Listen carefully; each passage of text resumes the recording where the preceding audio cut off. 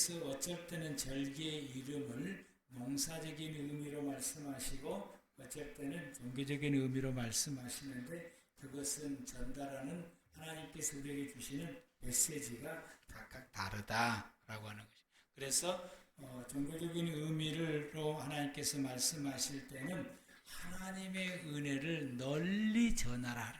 하나님 널리 전하라. 그래서 그렇게 하려면은 세 가지를 우리가 해야 되는데 하나가 하나님의 은혜임을 알아야 돼요. 지금까지 하나님께서 내게 베풀어 주셨던 하나님의 은혜가 뭔지를 알아야 그 은혜를 이야기하면서 하나님을 전할 수 있는 하나님을 알아. 그래서 여러분들이 지금까지 금년 1년 여기까지 오면서 하나님께서 내게 베풀어 주신 하나님의 은혜가 뭔지를 헤아려 봐야 된다. 두 번째로는 하나님께 드릴 것을 하나님의 것과 나의 것을 소득 가운데서 구별해서 하나님의 것을 드릴 줄 알아야 된다. 그것을 구분해서 하나님께 드리는 것이 농사적인 의미입니다. 농사를 지어서 그때 당시에 그들의 소득은 농사이기 때문에 농사를 다 거둬들여서 이 가운데 하나님의 것이 어떤 것인가를 구별해서 하나님 앞에 돌려드리는 것이다 라고 하는 거죠.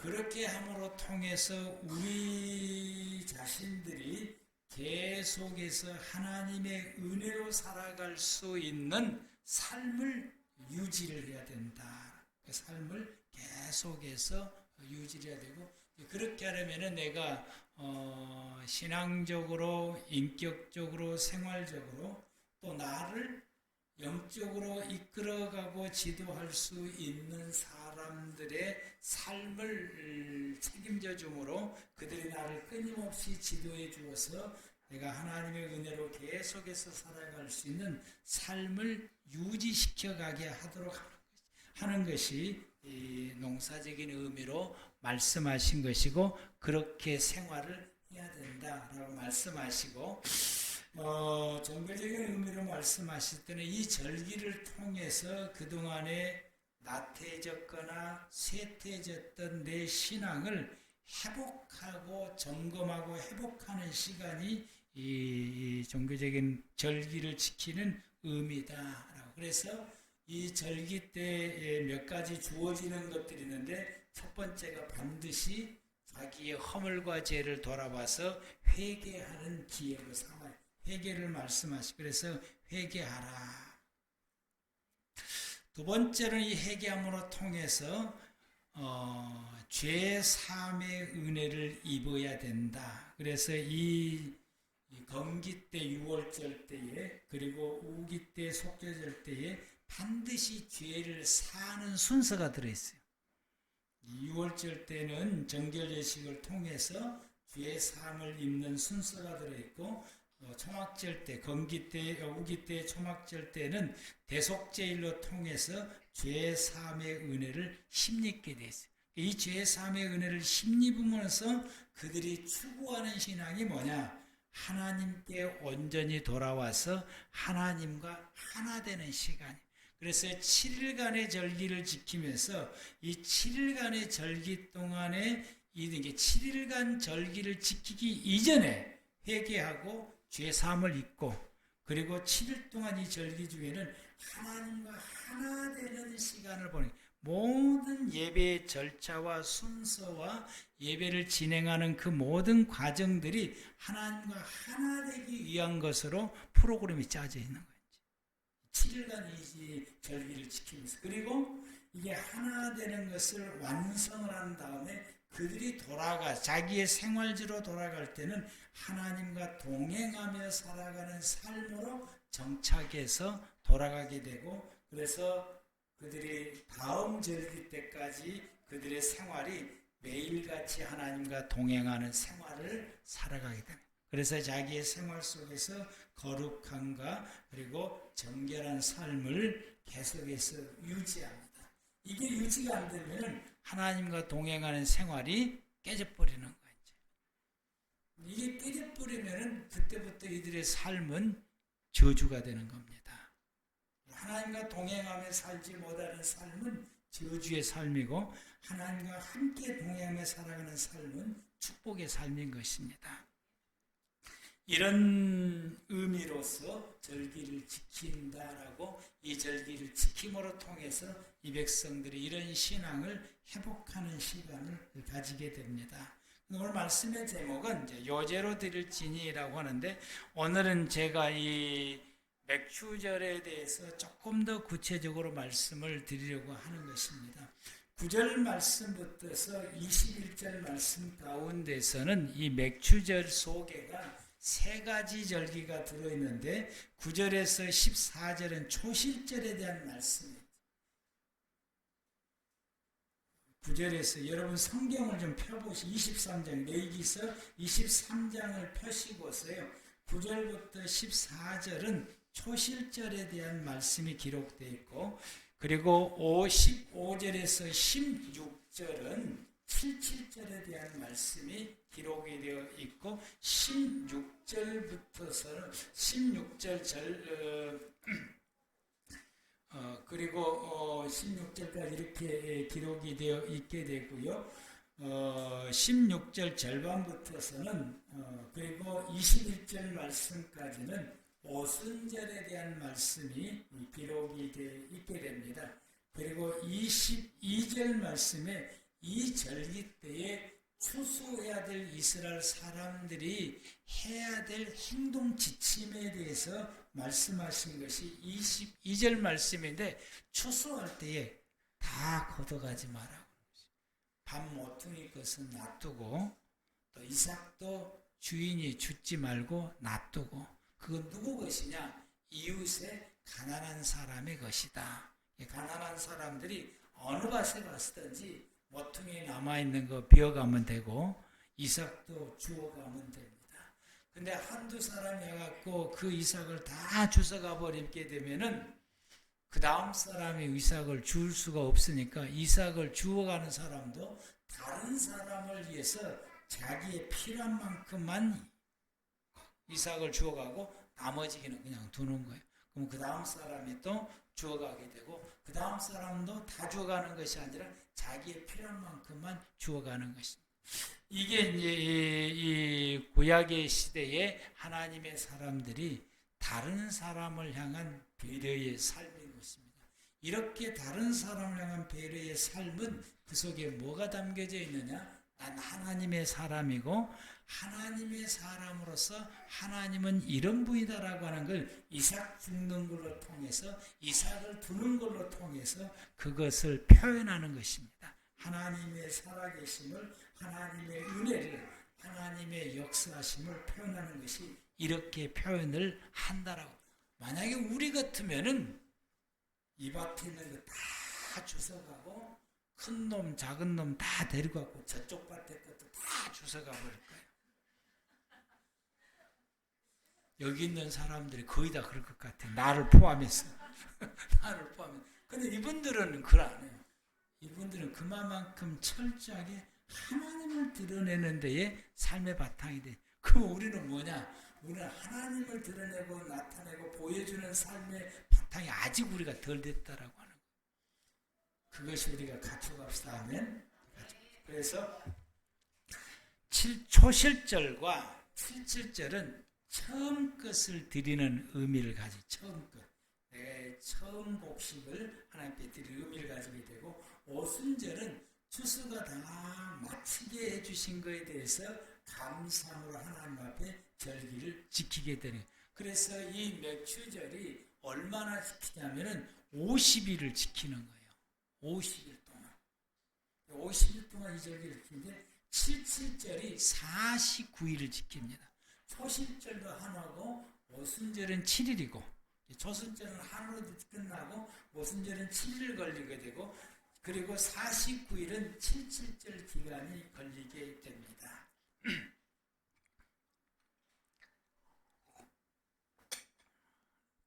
초실절과 77절은 뭘 드린다고요? 첫 곡식. 첫 곡식 앞에 드리는 것인데 초실절과 77절을 지키는 방법이 달라요. 지키는 사람들도 다르고 초실절은 성전에서 제사장들이 이스라엘 땅에서 가장 먼저 익은 보리 한 단을 가져다가 이것을 털어서 그리고 제물로 준비해서 하나님 앞에 드립니다. 그 하나님 앞에 드려요. 이제. 이 초실절은 언제냐? 6월절을 지나고 안식일 지나고 그 다음 날이에요. 6월절부터 계산하면은 3일째 되는 날인 것이. 이 날이 무슨 일이 일어난 줄 아십니까? 예수님이 부활하신 날입니다. 오늘날 주일이 해당되는 거예요. 오늘날 주일이 해당되는 날. 주일이 그때 당시 초실절이 해당되고 예수님이 부활하신 날입니다. 그래서 이것을 딱 지키고 나면은 이제 그 오후 3시가 되면은 딱 끝나요. 이제. 딱 끝나면은 그 다음 날부터서 이스라엘 사람들이 낫을 들고 가서 추수를 할 수가 있어요. 초실절을 드리지 않고는 절대로 추수를 못 합니다. 초실절을 드리고 난 다음에 추수를 할 수가 있는 것입니다. 칠지절은 초실절부터 시작해서 오순절 전날까지 49일이 칠칠절이라고 말하게 됩니다. 칠칠절 기간. 이 기간 중에는 날씨가 매우 불안해요. 불안한 날씨의 기간. 이 기간 중에는 비가 왔다가 그리고 뜨거운 바람이, 이게 건기를 접어드니까 뜨거운 바람이 불다가 그러게 됩니다. 그런데 이 기간 중에는 곡식이 여물어가는 기간이고 과일꽃이 수정해가는 기간인 거예요. 이 기간 중에. 그래서 비가 많이 오면은 곡식이 여물어가는 데는 굉장히 도움이 되는데 과일꽃이 수정은 잘 안 돼요. 그럼 어떻게 되냐? 가을에 과일 농사를 망치게 되는 거예요. 봄에 이 밀과 보리는 풍성하게 거둬들이는데 과일 농사가 망치게 되는 거예요. 그러니까 또 이때 과일을 위해서는 비가 안 와야 돼요. 그럼 이때 비가 오지 않고 햇빛만 쨍쨍 쬐게 되면은 이 곡식이 잘 여물어지질 않아요. 알차게 여물어지지 않아서 곡식 수확이 떨어지게 되는 거예요. 그럼 어떻게 되느냐? 이렇게 되게 되면은 적당하게 비가 오고 적당하게 햇빛이 나야 돼요. 비가 왔다가 햇빛이 났다가 비가 왔다가 햇빛이 났다가 이렇게 하루 비 오고 이틀 햇빛 나고 하루 비 오고 이틀 햇빛 나고 이러면 아주 참 좋은 날씨가 되는 것입니다. 그래서 이스라엘 백성들이 늘 불안한 거예요. 그래서 이 기간 중에 불안한 기간이다. 이 불안하게 되니까 어떡하냐? 하나님의 은혜를 붙잡을 수밖에 없어요. 하나님의 은혜를 붙잡을 수밖에 없기 때문에 이분들이 이제 이 기간 중에 늘 하나님께서 날씨를 잘 주관해 주시기를 매일같이 기도를 하게 되는 거예요. 그러면서 이 기간 중에 이들이 불안하면서 날짜를 세는데 하루 이틀 뭐 이렇게 세는 것이 아니라 뒤에부터 세요. 49일, 48일, 47일. 이것이 줄어들게 되면 어떻게 됩니까? 불안함도 줄어들게 되는 거예요.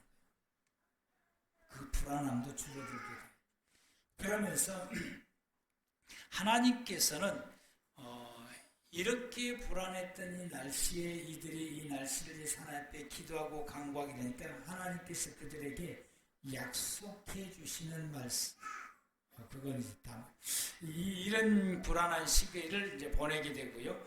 또 이 기간 중에 이스라엘 사람들이 이 기간이 추수하는 기간이에요. 이 기간 중에 추수를 49일 동안 보리가 여물어가고 밀이 여물어가게 되면 추수를 하게 됩니다.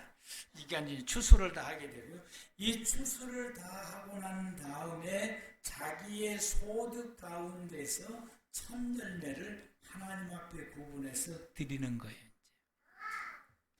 이걸 드릴 때 마을 단위로 마을 단위. 우리 마을에 이 첫열매를 싹 모아요. 전체가 다 모아서 수레에다가 싣고 성전으로 가게 됩니다. 그러면 그 수레에 소에게도 장식을 하고 수레에게도 꽃으로 아주 예쁘게 장식을 해서 예루살렘 성전으로 올라가게 되면은 성전 가까이 예루살렘의 입구에 들어가게 되면서 제사장에게 연락을 하게 되면 제사장이 나와서 나팔을 불면서 이걸 성전으로 이렇게 이끌어가요. 그러면서 그 제물을 요제로 드립니다.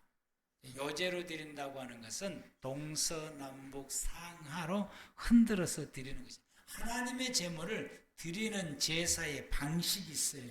화제로 드리는 방식이 있어요. 화제로 드린다고 하면 태워서 드리는 방식이고, 요제로 드린다고 하는 건 동서남북 상하로 흔드는 것을 요제로 드리고, 거제로 드리는 방식이 있습니다. 제물을 거제로 드리는 방식은 상하, 위로 아래로 내리는 방식이고, 그 의미가 각각 다 다릅니다. 왜 그렇게 하는지 그 의미가 각각 다르고, 그렇게 드리는 제사에 쓰는 용도도 달라요. 요제로 쓰는 제물의 용도도 다르고, 사용하는 용도도 다르고, 거제로 드렸던 제물을 또 사용하는 용도도 또 다릅니다. 그리고 어떤 것을 드리냐면은 이제 전제로 드리는 것. 전제로 드리는 것은 이 음료로 되어 있는 것, 포도즙, 물 이런 것들은 이 물로 되어 있고 음료로 되어 있는 것들은 드리는 방식은 전제로 드린다고 하는 건 번제단에 부어드리는 것이, 그걸 부어드리는 것을 전제라고 표현을 하게 됩니다. 전제로 드리게 되고,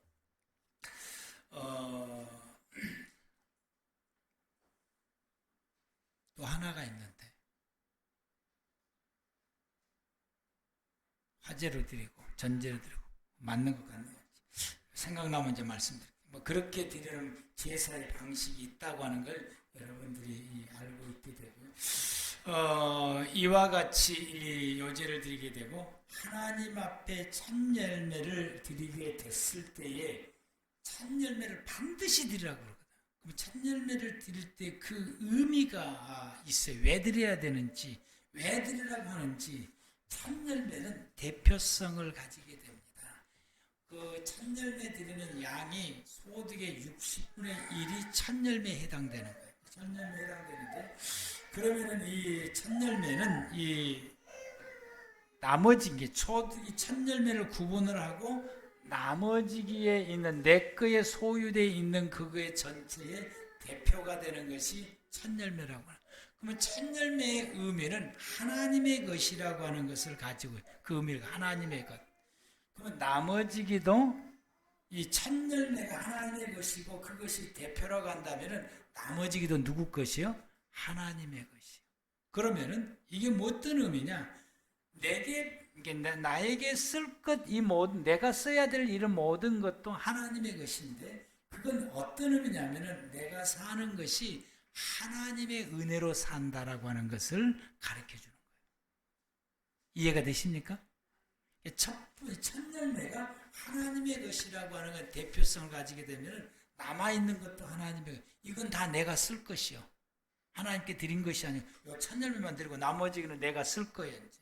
전부 다 내가 쓰는 것인데, 이게 뭐냐? 이것도 하나님의 것이라고 하는 거예요. 그러면 내가 사는 것이 내 힘으로 사는 것이 아니라 하나님의 은혜로 산다라고 하는 믿음의 고백인 거죠. 아멘? 그게 하나님의 은혜로 산다. 나는 하나님의 은혜로 살고 하나님이 공급해 주시는 축복으로 산다라고 하는 거예요. 이것을 고백하는 것이 이 의미를 가지게 되는 것이고, 또 이 첫 열매를 어떤 그 소나 짐승이나 곡식을 말할 때는 하나님의 은혜로 산다는 걸 말하게 되고, 소득에 대한 것은 하나님의 은혜로 산다는 걸 말하게 되고, 사람도 자식도 첫 번째 장자는 하나님의 것이에요. 첫 번째 장자를 그 출애굽할 때부터 하나님이 딱 정해놨어요. 장자는 내 것이니 라고. 그러면 장자가 첫 아들이 내 하나님의 것이라고 한다면은 나머지 가족도 누구요? 하나님의 것이. 이건 뭘 말하냐? 이 첫 번째 장자가 하나님의 것이라고 하는 말은 다른 말로 표현하면 하나님의 사람이고, 하나님의 사람이라고 하는 건 두 가지 의미를 가지게 돼. 하나는 구원받은 사람이다라고. 두 번째로는 하나님의 일할 사람이다라고 하는 의미를 가지게 되네. 그러면은 장자가 하나님의 사람으로, 이 사람은 하나님이 택해서 구원받은 사람이다 라고 할 때 이 장자는 가족의 대표니까 나머지 가족도 어떤 사람이요? 하나님의 사람이고 구원받은 사람이다 라고 하는 걸 말씀하고, 하나님께서 장자를 선택하고 이 사람이 하나님의 사람이고 이 사람은 구원받은 사람이다 라고 표현했을 때 나머지 모든 사람들도 역시 너희들도 하나님의 사람이고 너희도 하나님의 구원받은 사람이다 라고 말하게 되는 것입니다. 이것을 또 표현할 때, 교회적으로 표현할 때, 그게 이스라엘 전체적으로 표현할 때는 제사장을 하나님의 사람이라고 말해요.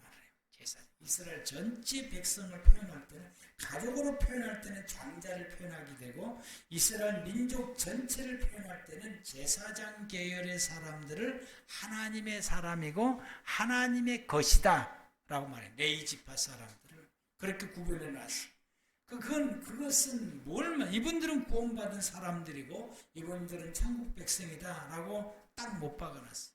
그건 뭘 말하냐? 나머지 11지파 이스라엘 백성들도 어떤 사람이다? 그 사람들도 하나님의 사람이다 라고 하는 걸 강조하기 위함.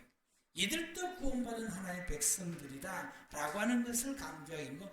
이들이 하나님이 일할 사람이고 이 모든 사람들도 역시 동일하게 하나님의 일할 사람들이다 라고 말씀을 하게 됩니다. 그러므로 하나님의 사람인 모든 사람들은 구원받은 사람이고 하나님의 모든 사람들은 하나님 일하는 사람들이다. 이것을 일러주고 이것을 가르치고 이것을 이스라엘 백성들의 마음속에 확고하게 심겨지게 되고 그걸 붙잡을 수 있도록 그들에게 어떤 행동에 지침으로써 첫 것을 하나님께 드리라 라고 말씀. 첫 것을 하나님께. 그래서 이스라엘 백성들은 첫 열매를 하나님께 드리면서 내가 하나님의 은혜로 사는구나 라고 하는 이게 믿음의 고백을 하고, 그리고 장자를 구분하면서 나도 역시 하나님의 사람이고 구원받은 사람이고 하나님과 함께 살 사람이고 나 역시 하나님 일할 사람이다 라고 하는 것을 인식을 하게 되는 것입니다. 아멘. 우리가 여러분 이 절기를 지키면서 이런 믿음의 고백을 하고 이런 믿음으로 우리가 마음을 다잡고 하나님 앞에 이 믿음으로 서 있는 그런 계기와 기회로 삼아서 우리의 신앙을 다잡는 시간이 우리에게 필요한 것입니다. 이걸 매번 절기를 지키면서 꼭 그렇게 해야 되는 거예요. 왜냐하면 우리의 신앙은 항상 흔들리기 때문에, 항상 흔들리고 나태해지게 되고 게을러지기 때문에 그런. 그리고 이 시기 때는 불안하다 그랬죠. 날씨가 이 시기 때는 이제 불안한 시기니까 항상 은혜를 구하는 시기요. 날씨가 불안하는 것은 뭘 그들에게 하나님이 하기를 원하냐? 하나님의 은혜를 늘 구하라고 하는 것입니다.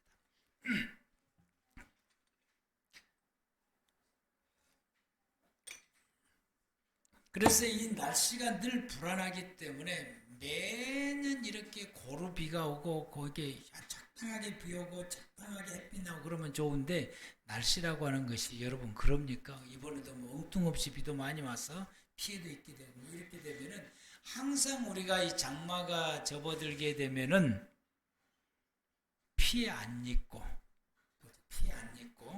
그리고 비도 적당히 와서 농사 짓는데 아무 일 없고, 이 집 여기에 비가 전혀 안 오게 되면은 이 조암 때문에 물이 차질 않으면은 여러분 식수가 나오지 않습니다.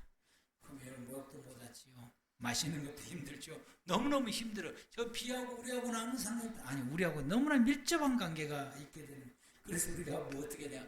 기도해야 돼. 근데 하나님의 은혜로 다른 지역은 비가 많이 와서 사람이 죽기도 하고 뭐 집도 떠내려가고 뭐 여러 가지 많은 어려움이 있는데, 우리 지역은 적당하게 와서 아마 여러분들이 믿음이 좋아서 그런지 모르겠어요. 하여튼 이 참 좋은 은혜가 있게 되는데, 그런데 하나님께서 이런 불안해하는 이 사람들을 향하여서 하나님이 안심하며 살아갈 수 있도록 하게 하신 것입니다. 걱정하지 마라. 그게 성전 안에 떡상과 촛대 배치도입니다. 구약의 시대의 성소가 있게 되면 제일 뒤쪽으로는 이제 서쪽의 뒤쪽으로는 서쪽인데 거기는 지성소가 있고, 성소에는 세 가지가 배치되어 있어요. 분향단과 떡상과 그리고 촛대가 배치되어 있는데 떡상을 동서남북으로 표현했을 때 떡상을 어디다가 배치할까요? 어디다가? 떡상을 동서남북 방위를 놓고 봐서 떡상을 어디에다가 배치를 할까요? 그러면은 촛대는 어디다가 할까요? 분향단은 이래서 제가 있어야 됩니다. 이래서 제가 있어야 돼요. 떡상은 북쪽입니다. 그럼 촛대는 남쪽이에요. 그리고 분향단은 서쪽이에요. 이제 앞에 서쪽에. 왜 떡상을 북쪽에다가 주느냐? 북쪽에서 비바람이 오기 때문에. 곡식은 비가 와야 농사를 지을 수가 있고 비바람은 북쪽에서 묻어옵니다. 남쪽은 뜨거운 날씨, 뜨거운 큰 뜨거운 햇빛이 남쪽에서 오게 돼. 그러면은 촛대는 어디다 둬야 되는 거예요? 남쪽에 돼. 왜냐하면은 올리브 기름을 진열하게 되고 올리브는 과일의 대표입니다. 과일의 대표입니다. 그래서 남쪽에 배치되는 것은 햇빛이 있어야 과일 농사가 잘 되는 것이고 북쪽에는 비가 있어야 곡식이 잘 되는 거예요. 하나님께서 이렇게 배치하게 되는 것은 걱정하지 말아라. 내가 비와 햇빛을 적당하게 보내주겠다라고 하나님께서 약속하신 말씀이에요. 그래서 그걸 하나님이 내가 적당하게 이렇게 해주어서 너희들이 떡상의 진열을 할 수 있도록 밀가루가 떨어지지 아니하도록 보리 농사, 밀가루 농사가 잘 되도록 내가 비를 적당히 부어줄 것이고 촛대에 올리브 기름이 떨어지지 아니하도록 과일 농사도 잘 될 수 있도록 내가 너에게 햇빛을 보내주겠다라고 하는 하나님의 약속인 것입니다. 이와 마찬가지로 우리의 삶에 있어서 내일을 알 수가 있느냐? 여러분, 우리는 우리의 삶에 있어서 내일을 알 수가 없네요. 그렇기 때문에 불안합니다. 우리가 내일을 생각하면 불안해요. 우리의 자녀들의 장래를 생각할 때 불안한 것이요. 이 아이가 어떻게 될지, 어떤 삶을 생활해 갈지, 이 아이의 살아가는 세상은 어떤 일이 일어날지, 그게 불안한 것이고, 우리의 삶도 마찬가지고, 우리의 삶도 내일, 내년, 몇 년 후에 어떻게 될지 우리가 알 수 없기 때문에 불안한 것입니다. 불안하기 때문에는 우리에게 뭐가 필요하냐? 하나님의 은혜를 구하는 것이 우리에게 필요한 거예요. 아멘?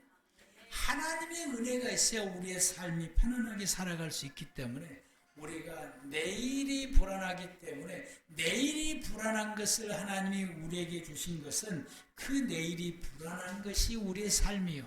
우리의 인생이니까 그 불안함에 하나님의 도우심이 있어야 불안함이 해결될 수 있으니까 하나님의 도우심의 은혜가 있도록 그 은혜를 구하라라고 말씀을 하게 됩니다. 그러므로 우리는 매일같이 하나님 때 엎드려서 기도할 때 내일의 삶에 하나님의 은혜가 있도록 우리가 구해야 됩니다. 아멘. 그게 절기를 통해서 하나님이 주시는 메시지고 그들에게 명령하신 말씀입니다. 여러분들이 여러분의 내일을 위해서 기도하십니까? 하나님의 은혜가 임하기를 구하십니까? 여러분의 자녀들의 장래를 생각하면 늘 불안해요. 그래서 편안하게 살 수 있도록 교육도 시키고 못하고 우리가 다 하지만은 그러나 그것은 우리가 할 수 있는 것이고 실질적으로 그들의 인생의 삶 가운데 어떤 일이 벌어질지는 아무도 모르기 때문에 불안한 것입니다. 여기는 어떤 것이 필요하냐? 하나님의 돌보시는 은혜가 필요한 거예요. 아멘? 하나님의 돌보시는 은혜가 있어야 이 아이가 하나님의 은혜 속에서 편안하게 생활해 갈 수가 있게 된 것입니다. 그러므로 우리가 할 일은 뭐냐? 내일의 삶에 하나님의 돌보신 은혜를 구하는 것이 우리가 할 일인 것이요. 이 일을 할 줄 아는 저와 여러분들 되기를 바랍니다. 이 일을 반드시 해야 돼요. 우리는 매일같이 하나님의 은혜를 구하는 저와 여러분들 되기를 바랍니다. 그래서 이스라엘 백성들이 이 49일 동안 그들이 하는 일이 뭐냐? 하나님의 은혜를 구하는 거예요. 이것이 훈련이요. 그러면 그것으로 끝나는 것이 아니라 그들의 생활 가운데 매일같이 하나님의 은혜가 임하도록 구하는 거예요. 49일 동안 이 훈련을 받고서 그리고 매일 생활 가운데 자기의 생활지로 돌아와서 하나님 오늘도 하나님을 부으시었고 내일도 하나님을 부으셨고 우리의 자녀의 삶 가운데 하나님의 은혜를 부어주세요. 하나님의 은혜가 있어야 이 아이가 살고 하나님의 돌보심이 있어야 이 아이가 삽니다. 사막을 건너갈 때도 하나님 이것을 무사히 건너갈 수 있도록 하나님께서 나와 함께 하셔서 나를 인도해 주시고 나를 돌보시고 나를 보살펴 주옵소서 라는 기도를 하면서 그들이 갈 길을 가게 되고 사막을 건너가게 됩니다. 어쩌면 저와 여러분들이 비행기 타고 여행도 할 수도 있고 차를 타고 운행할 수도 있는데 거기도 역시 하나님의 돌보심이 있어야 되는 거죠. 이번에 사고 나는 그 버스 운전을 한 번도 사고가 나지 않고 운전을 잘했다고 하는 사람도 뭔 일인지 모르지만은 역주행에서 많은 사람을 죽게 하는 이런 사고도 일어나게 되는데 여기도 역시 하나님의 은혜가 있어야 이런 일이 생겨나지요. 우리가 생활하는 생활 가운데 하나님의 돌보심의 이 은혜가 있어야 이런 일이 생겨나지를 않게 되는 것입니다. 저도 운전하다 가끔 졸음이 오더라고요. 깜짝깜짝 놀랄 때가 있어요. 휴게소가 언제 나오기를 바라는 거였지. 5분 동안 10분 동안 자고 가는 거지. 그때까지 뭐냐? 하나님의 돌보심이 있어요. 하나님의 돌보심이 있기를 기도하면서 다음 휴게소 나올 때까지 가는 겁니다. 여러분 이 기도가 우리가 해야 될 기도고 그 기도가 있을 때 하나님이 우리를 돌봐주시게 되는 것입니다. 아멘. 그래서 하나님이 우리를 돌봐주셔야 우리가 살아갈 수 있기 때문에 하나님의 돌보심의 은혜를 매일같이 구하는 저와 여러분들 되기를 바랍니다. 이 기도를 하지 않는 사람을 두고 하나님 뭐라고 말씀하냐? 교만한 자다 말합니다. 이 하나님의 은혜를 절실하게 필요함을 느끼고 그 하나님의 은혜가 임하기를 진심으로 하나님 앞에 구하고 매일같이 간구하는 그 성도를 두고 하나님 말씀하시기를 참으로 겸손한 자다. 겸손한 저와 여러분들 되기를 축복합니다. 오순절날 일어서는 이들이 지키는 것이 오순절을 지키게 되는데 이 추수를 무사히 잘 마치게 해주시고 또 과일도 무사히 잘 수정해 주게 해주셔서 하나님께 너무 감사합니다. 그래서 감사제를 드리는데 이때 드리는 제물은 짐승은 다 빼고 반드시 드려야 될 것이 빵 2개예요.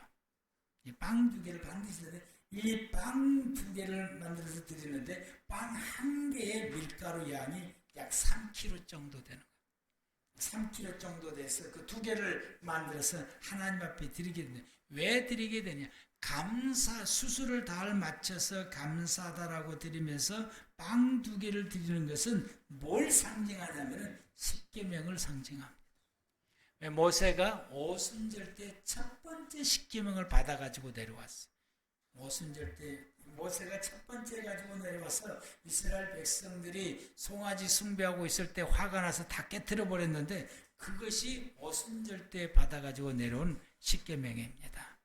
두 번째 받아가지고 내려온 때가 언제냐? 초막절이에요. 두 번째 받아. 이 오순절 날에 이 절기를 마무리를 하면서 십계명이 2개를 빵을 드린 십계명을 상징하는 것을 드리게 되는 것입니다. 이들이 오순절로 통해서 건기의 절기가 마무리가 돼요. 다 맞춰져 있죠. 건기 절기가 맞춰져. 6개월 동안 절기 없어요. 그럼 이 절기를 마치면서 이들의 고백이 뭐냐? 이 십계명을 상징하는 빵 2개를 드리면서 절기를 마감하는 이들의 고백이 뭐냐? 이제부터 우리는 매일매일 하나님의 말씀으로 살겠습니다. 이 고백인 것이죠. 우리가 주일 예배를 드리는 것은 절기를 지키는 것과 똑같아요. 주일 예배를 딱 마치고 여러분이 성전을 떠나가게 되면은 뭘 어떻게 하느냐? 우리가 세상 속에서 생활할 때 말씀으로 사는 것이 믿음의 성도의 삶인 것이에요. 그래서 우리 예배 마지막에 드려져야 될 것이 뭐냐? 오순절에 빵 2개가 드려져야 된다라고. 내가 이제부터 일주일 동안 나아가 생활 속에 살 때, 일주일 동안 살 때 내 생각과 내 지혜와 세상의 방식과 세상의 이치를 가지고 사는 것이 아니라 하나님의 말씀으로 살겠습니다 라는 고백이 오순절날 빵 2개를 드리는 고백인 것입니다. 여러분들이 이 예배를 마치고 여러분들의 다짐이, 내가 이번 주간 세상 속에서 내가 생활할 때에 나는 하나님의 말씀으로 살겠습니다. 이 다짐이 여러분의 예배의 마지막에 반드시 가져야 될 다짐인 것입니다. 이들은 오순절을 지키면서 이 다짐을 하고 다음 초막절에 올 때까지 그들의 자기의 생활 속에서 매일같이 하나님 주시는 말씀, 토라로 살았다고 하는 것입니다. 저와 여러분들이 이런 믿음의 삶을 살기를 바랍니다. 절기가 이것을 우리에게 가르치고 있습니다. 이걸 가르치는 저와 여러분들이 이것을 우리 마음속에 가르치는 이 말씀을 마음속에 새기고 이 말씀을 따라 살아가는 저와 여러분들 되기를 축복합니다. 기도하겠습니다.